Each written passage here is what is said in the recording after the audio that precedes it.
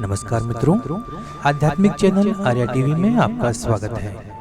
आज हम महाराष्ट्र के संत समर्थ रामदास स्वामी जी के बारे में जानेंगे और इनके द्वारा लिखे गए समर्थ वाङ्मय से लिए गए मनोबोध अर्थात मनाचे श्लोक के बारे में विस्तार से जानेंगे। समर्थ रामदास जी का जन्म नाम नारायण सूर्याजी ठोसर था। ये 24 मार्च 1608 को जाम 13 जनवरी 1681 सज्जनगढ़। एक कवि और महाराष्ट्र में समर्थ संप्रदाय के संस्थापक थे। वह संत तुकाराम के समकालीन थे। रामदास जी एकमात्र महाराष्ट्रियन संत थे जिन्होंने सचेत रूप से राजनीति को धर्म में शामिल किया। उन्होंने पर्यावरण पर भी उपदेश दिया और काफी कुछ लिखा भी। समर्थ रामदास स्वामी के पिता का नाम सूर्यपंत ठोसर था। वह देशस्थ ऋग्वेदी ब्राह्मण थे और जमदग्नि उनका गोत्र था। वे सूर्य के उपासक थे। उनकी पत्नी यानी गंगाधर नारायण की मां का नाम रानूबाई था। अब इनका थोड़ा सा बचपन अपन देख लेते हैं कि समर्थ रामदास स्वामी अर्थात नारायण जी का जन्म श्री क्षेत्र जम्बा समर्थ जालना जिला गांव में वर्ष 1530 ईस्वी पूर्व कह सकते हैं 1608 में रामनवमी यानी चैत्र शुद्ध नवमी के दिन राम जन्म के शुभ समय यानी दोपहर के समय हुआ था। ठोसर का परिवार सूर्य उपासक था। जब नारायण 7 वर्ष के थे तब पिता सूर्य जी पंत का निधन हो गया था। इस अध्याय में समर्थ रामदास स्वामी जी मन और आत्मा के बीच के जटिल संबंध का विश्लेषण करते हैं। उनके शब्दों के माध्यम से हम अपने मन का अन्वेषण कर सकते हैं और आत्मज्ञान का मार्ग खोज सकते हैं। इस अध्याय का अध्ययन हमें आत्म साक्षात्कार एवं मोक्ष की ओर एक कदम आगे ले जाएगा। समर्थ रामदास स्वामी के ज्ञान का लाभ उठाकर हम अपने जीवन में संतुलन और शांति बना सकते हैं। समर्थ रामदास स्वामी का मनोबोध कुल 205 श्लोकों का एक छोटा अध्याय है, परंतु वही संपूर्ण समर्थ वाङ्मय का सार भी है। समर्थ वाङ्मय कितना विशाल है, इसकी कल्पना इस तरह कर सकते हैं कि रसोई में चटनी और नमक से लेकर परम आध्यात्मिक अनुभव तक समर्थ वाङ्मय ने जीवन की सभी आवश्यक चीजों का शानदार ढंग से मार्गदर्शन किया है। इन श्लोकों का दायरा अद्भुत है। यद्यपि समर्थ का साहित्य संरचना की दृष्टि से लयबद्ध है, शैली और विषय वस्तु की दृष्टि से गद्य सा है और समर्थ साहित्य के सार के रूप में वर्णित यह मनोबोध प्रकरण रसात्मकता की दृष्टि से भी श्रेष्ठ है। समस्त समर्थ वाङ्मय में मन के श्लोक सरलता, लालित्य और परम सुकृत मार्गदर्शन से परिपूर्ण है। इस अकेले मामले में समर्थ पूरी ताकत से खड़े हैं। इतना ही नहीं, श्री ज्ञानेश्वर महाराज, तुकोबाराई और श्री कबीर का भी यही मिलन हुआ था और इसलिए मन के श्लोकों की मिठास कुछ अलग ही है। मनोबोध की भाषा में एक प्रकार की उत्साहपूर्ण जीवन शक्ति, ओज, उत्साह, अनुभूति की प्रतिभा, लोकहित की चाहत, सभी प्रकार के मार्गदर्शन की सटीकता है और इस बात का इनकार नहीं कर सकते कि मनोबोध का यह मामला बहुत ही आकर्षक और प्रभावी है। मनोबोध मुख्यतः 200 श्लोकों का अध्याय है। नमन का पहला श्लोक और उपसंहार के अंतिम 4 श्लोक मिलाकर 205 श्लोक होते हैं। मनबोध इतना छोटा भी नहीं है और आमतौर पर मानव स्वभाव प्रवृत्तियों की बात करें तो बहुत छोटे मामले सिखाने के लिए पर्याप्त भी नहीं है। मनुष्य की बुद्धि, मनुष्य की प्रवृत्ति, मनुष्य की स्थिति इतनी विविधता से भरी हुई है कि यदि वह वास्तव में चलना चाहता है तो उसे विस्तार से मार्गदर्शन करने की आवश्यकता है। अगर आप खुद किसी नई जगह पर जाना चाहते हैं तो आपको वहां का पता विस्तार से जानना जरूरी है। अनेक ऋषि मुनियों द्वारा रचित लाखों पुस्तकों, आलोचनाओं एवं टीकाओं जैसे विशाल साहित्य की रचना नहीं हुई होती, लेकिन किसी व्यक्ति के लिए इतना संक्षेप में कहना पर्याप्त नहीं है। बुद्धि उतनी केंद्रित और तीव्र नहीं है जितनी होनी चाहिए। वह अज्ञान, मोह, अहंकार आदि के कारण 70-60 भागों में विभक्त है और इसलिए बुद्धि की शक्ति को कई प्रकार में विभाजित किया गया है। इसलिए एक व्यक्ति की स्थिति एक शरीर या चित्रों का बोझ जैसी है। इस मानसिक छंद या मनोबोध का क्या उपयोग है? इसका परिणाम क्या है? यह उपसंहार के अंत में अंतिम श्लोक में स्वयं रामदास जी ने कहा है। समर्थ रामदास जी कहते हैं, मनाची शते ऐकता दोष जाती, मति मंदते साधना योग्य होती, चढ़े ज्ञान वैराग्य सामर्थ अंगी, मढ़े दास विश्वास तामुक्त भोगी। मन के श्लोक सुनने के फलस्वरूप मनुष्य के दोष दूर हो जाते हैं। ये दोष कई प्रकार के होते हैं। बुद्धि की चंचलता, मन का संकल्प और विकल्प, इंद्रियों का विषयों के प्रति आसक्ति, शरीर की गतियों का न होना, वैसा न होना, न चाहने पर भी न होना आदि दोषों के मूल स्थान हैं। वासनाएं और षड्यंत्र भी शामिल हैं। मनोबोध को सुनने से ये सभी दोष दूर होने लगते हैं। मुझे पहली बार समझ आया कि क्या गलत है। आप देख सकते हैं कि खामियां कहाँ और कैसी हैं। व्यक्ति यह जानने लगता है कि दोषों को दोष क्यों कहा जाना चाहिए, और फिर निस्संदेह उनसे बचने के उपाय भी दिमाग में आने लगते हैं। दोषों से बचने की आवश्यकता है और उनसे बचने का आग्रह है। समर्थ कहते हैं कि जिनकी बुद्धि मंद होती है वे भी इसे प्राप्त करने लगते हैं। मानव बुद्धि की तीव्रता, पवित्रता, प्रचुरता मनुष्यों में अलग अलग अनुपात की हो सकती है, लेकिन जब वह मनुष्य के रूप में जन्म लेता है तो वह कुछ बुद्धि से संपन्न होता है। ये कम या ज्यादा हो सकता है, लेकिन ऐसा कभी नहीं होता जिससे हर कोई अपनी उन्नति कर सके, और इसलिए मनुष्य का ज्ञान धीरे धीरे बढ़ता जाता है। व्यक्ति को यह विश्वास हो जाता है कि इसे बनाए रखने के लिए निस्वार्थता आवश्यक है, और जो माना जाता है उस पर अमल करने की शक्ति बढ़ जाती है। इसलिए समर्थ कहते हैं, यदि आप में कुछ दोष भी हों, भले ही आप मानसिक रूप से विक्षिप्त हों, तो भी आपको साधन मिलेंगे, आप प्रगति कर सकेंगे, आप मुक्ति, मोक्ष, कैवल्य सुख का प्रत्यक्ष अनुभव कर सकेंगे। लेकिन आपको इस मार्ग पर दृढ़ विश्वास और पूरी निष्ठा के साथ चलना होगा। प्रगति विभिन्न चरणों में होनी चाहिए, और सभी लोग एक ही स्तर पर नहीं हो सकते, इसलिए बहुत अधिक विश्वास की आवश्यकता होती है। मनुष्य दो चीजों से संपन्न है, बुद्धि और भावना। अत्यधिक बुद्धिमान लोग जुनून से पागल हो जाते हैं, लेकिन भावनात्मक जुनून के ये दुष्प्रभाव नहीं देखे जाते, कम से कम इस हद तक तो नहीं। आस्था भावना का सर्वोत्तम रूप है। जिसके पास ऐसा विश्वास है वह अपने प्रयासों में कभी विफल नहीं होता है, और यही कारण है कि वह मुक्ति, मोक्ष, कैवल्य की प्रकृति का वर्णन करने में असमर्थ कहा जाता है। इसका वर्णन करने के लिए गहरे तर्क वितर्क में पड़े बिना यह कहा जा सकता है कि मना श्लोक के कारण ही मनुष्य का जीवन भव्य, दिव्य, महान, शांतिपूर्ण, सुखी, संतुष्ट, कुशल और तेजस्वी होता है। लेकिन इसके लिए दृढ़ विश्वास की आवश्यकता होती है। केवल पढ़ना मात्र, सुनना मात्र यही पर्याप्त नहीं है। मन के श्लोक से आस्था का विषय सामने आएगा। फलश्रुति के अंतिम श्लोक का उल्लेख यह जानने के लिए किया गया है कि मन के श्लोक को सुनना कितना मानसिक सिद्ध होना चाहिए। मन का छंद निर्मल, शीतल, मधुर जल का सरोवर है। वहाँ एक जीवित झील है। हम इसमें जितना चाहे उतना पानी ले सकते हैं। हमारी शक्ति, हमारी बुद्धि, हमारी तात्कालिकता बहुत सीमित है।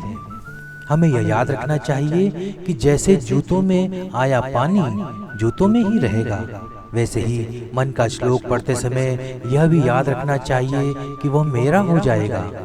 घड़ों में पानी आएगा तो तालाब पर क्यों जाए। इस दृष्टि से उन्होंने मन की पंक्तियां कहने का निश्चय किया। जैसा कि ज्ञानेश्वर महाराज कहते हैं, थोड़े परिवर्तन के साथ मैं भी कहता हूँ कि तारी अवधान अकेले दीजिए, तब सारी खुशियां हकदार होंगी। तो इस तरह से हम रामदास स्वामी जी के एक बेसिक थॉट को समझा। अब आगे हम मनाचे श्लोक क्रमशः लेते जाएंगे, जो कि 205 है। प्रथम हम मंगलाचरण से प्रारंभ करेंगे, तो शुरू करते हैं। श्री रामदास स्वामी कृत मनोबोध अर्थात मनाचे श्लोक का विवरण। पहला श्लोक है। उससे पहले मैं श्री राम समर्थ। गणाधीश जो ईश सर्वा गुणांचा, मुळारंभ आरंभ तो निर्गुणाचा, नमो शारदा मूळ चत्वार वाचा, गमो पंथ आनंद या राघवाचा। आइए अब इसी विवरण को समझते हैं। यह किसी भी कार्य को प्रारंभ करने का शिष्टाचार है। मंगलाचरण की 2-3 विधियां हैं। इसके स्वरूप को समझना भी एक प्रकार का आशीर्वाद माना जाता है। इच्छित देवता को नमस्कार करने का एक अधिक लोकप्रिय रूप मंगलाचरण है। इस स्थान पर पहली 3 पंक्तियों में समर्थ प्रणाम कर रहे हैं, अतः चौथी पंक्ति में उन्होंने मंगलाचरण को वस्तुनिष्ठ संदर्भ के रूप में बनाया है। मंगलाचरण का उद्देश्य यह है कि अपनाए गए कार्य निर्विघ्न संपन्न होते रहे तथा गणेश जी स्वभाव से ही विघ्नहर्ता हैं। इसलिए समर्थ जी ने श्लोकों के आरंभ में ही भगवान गणपति को नमस्कार किया है। जैसे हम कहते हैं ना कि श्री गणेशाय नमः, किसी काम का श्री गणेश करना, इससे गणेश जी की महानता का पता चलता है। देव पूजा या हर शुभ अवसर के आरंभ में गणपति पूजन अवश्य किया जाता है। इसके पीछे का कारण भावनात्मक होने के साथ साथ सांस्कृतिक और सामाजिक भी है। गणेश जी उस दार्शनिक कारण के प्रतीक हैं जिसके लिए आज हम अच्छे अर्थों में जनशक्ति को बढ़ा रहे हैं। ये देवता हैं गणपति, वह समूहों लोगों का नेता, एक रक्षक भी हैं, एक न्यायाधीश भी हैं। लेकिन वह तकनीकी रूप से केवल इसलिए नेता नहीं है क्योंकि उन्होंने चुनाव जीत लिया है। वो गुणों का भी मूर्ति पूजक है। इसका मतलब यह है कि उसके स्थान में ऐसे कई गुण और सद्गुण हैं जो उसे किसी समूह, समाज, लोगों, गणों, बुद्धिमत्ता, बहुमुखी प्रतिभा, अंतर्दृष्टि, उद्यमशीलता, क्षमा, दृढ़ संकल्प, बहादुरी, साहस, उपलब्धि आदि शक्ति का नेता बनने के योग्य बनाते हैं। सार्वजनिक सभा, निस्वार्थ भाव आदि आदि भाव पूर्ण होते हैं। ये गुण उसके साथ नम्र सेवकों की तरह विनम्रता पूर्वक रहते हैं, मानो वह उसका स्वामी हो और इसलिए वो महान है। आद्य प्रणव ओंकार गणेश का प्रतीक है, जिनके रूप में निर्गुण की सगुण में आने की इच्छा साकार हुई। श्री ज्ञानेश्वर जी ने कहा है, आकार चरण युगल विशाल पेट मकर निगम। इसे इस प्रकार समझाया गया है। हम हमेशा ओंकार की आकृति को क्षैतिज रूप में बनाते हैं। यदि इसे लंबवत रूप से खींचा जाता है तो यह आसानी से देख सकते हैं कि इसकी आकृति एक दंत गजानन के मुख के आकार के रूप में मिलती है। इसलिए निर्गुण को आरंभ करने की इच्छा के मूल के रूप में समर्थ जी को गणेश कहा गया है। वह सृष्टि के सभी बंधुओं या सृष्टि के सभी बंधुओं का मूल है और ईश्वर भी है। कहा जाता है कि समर्थ सर्वगुण यह सुझाव देते हैं कि हमारे स्तर पर अच्छे बुरे त्याग ग्रह का इससे कोई लेना देना नहीं है, क्योंकि मूलतः कोई अच्छा या बुरा नहीं होता। कृतियों, गुणों, आकारों में जो कुछ भी है, चीजें मौलिक रूप से एक दूसरे से भिन्न हैं, लेकिन न तो अच्छी हैं और न ही बुरी। इसकी अच्छाई या बुराई बात के उपयोग पर कहाँ, कितना, क्या, कैसे, कौन और क्यों के अंतर संबंधों से आकार लेती हैं। वे बिना जुनून के कार्य नहीं करेंगे और केवल भक्ति के कारण कार्य नहीं करेंगे। गेहूं और चावल की भांति अफीम, सोमला का भी मूर्ति पूजा में स्थान है। कई पदार्थ जिन्हें जहर माना जाता है वे बीमारी को खत्म करने में प्रभावी होते हैं, जिससे कि रसोई में घृणित जहर चिकित्सक के हाथों में दवा बन जाता है। कैसे, क्या और कितना, इसका निर्णय औषधि विशेषज्ञ कौन, कब और क्यों का विचार करते हुए करता है। इसलिए जहर भी अमृत की तरह काम करता है। निर्गुण का अर्थ है अच्छे बुरे, ताज्य ग्राह्य से परे, उत्पत्ति का सिद्धांत, और इसी रूप में समर्थ गणेश को नमस्कार करते हैं। आदि की शुरुआत कहने में यह भी सुझाव दिया गया है कि केवल शुद्ध सिद्धांत की सृष्टि में विकसित हुआ है। नमस्कार के लिए, भक्ति के लिए, प्रगति के लक्ष्य के लिए, भाईचारे के लिए सिद्धांत की इसी अवस्था में होना चाहिए। समर्थ गणेश, जिन्हें विद्या की अधिष्ठात्री देवी कहा जाता है, के बाद सरस्वती उन्हें प्रणाम कर रही है। नमस्कार का बोध कराने वाला शब्द नमो ये गणेश और शारदा दोनों के नमस्कार का द्योतक है। जैसे अंबर पर रखा हुआ दीपक दोनों कमरों को प्रकाशित कर देता है, उसी प्रकार देहल दीप न्याय में भी ऐसा ही समझना चाहिए। आदि शक्ति, आदि माया, शारदा जो 4 स्वरों अर्थात परा, पश्यंती, मध्यमा और वैखरी इनकी उत्पत्ति है और इनकी पूजा की जाती है। वाणी, शब्द, ध्वनि कंपन के ही निकलने वाले रूप हैं। इसे कंपन या आवेग का प्रथम प्रभाव भी कहा जा सकता है। कुछ विद्वानों का मानना है कि शब्द ही सृष्टि का आरंभ था, क्योंकि यह ब्रह्मा की पहली चिंगारी थी। विज्ञान जो दुनिया की उत्पत्ति की खोज से प्रेरित है, कुछ लोगों के अनुसार समय की शुरुआत तक पहुंच गया है। हमारी वैदिक परंपरा में वेदवाणी सृष्टि के आरंभ में प्रकट हुई मानी जाती है। ओंकारश्चाथ शब्दश्च द्वावेतो ब्राह्मणा पुरा कंठम विद्वा बहिर्यातो तस्मा मांगलिका उभो। यह मैथिल शब्द की प्रधानता का परिचायक है। यदि संकल्प, भावना, विचार शब्द के क्रम में वाणी का स्पष्ट विभाजन किया जाए तो ब्रह्म के एकोहम बहुश्यामम प्रवेय को मूल आवेग में शामिल किया जा सकता है। समर्थ, चिच्छति, माया, आद्या, प्रकृति इनके सबके मूल में ब्रह्म की अभिन्न शक्ति की ओर संकेत किया गया है। मूल सिद्धांतों को नमस्कार करने का उद्देश्य क्या है? ताकि काम सुचारू रूप से हो सके। यह कार्य क्या है? इसलिए राघव के शाश्वत मार्ग का अनुसरण करें। सभी मन, श्लोक मनुष्य को इस पथ पर चलने के लिए प्रेरित करने के लिए हैं। इस पथ पर चलने वालों को प्रोत्साहित करने के लिए बनाए गए हैं। यह रास्ता अंतहीन है, कभी न खत्म होने वाला है। यह महसूस करना कि हम आ गए इस मार्ग में बाधा है। श्री ज्ञानेश्वर महाराज कहते हैं, ऐसे तो साक्षात महेश भगवान शंकर ही इस पथ के वस्त्र हैं, मगर प्रतीक्षा जारी है। वह एक यात्री है।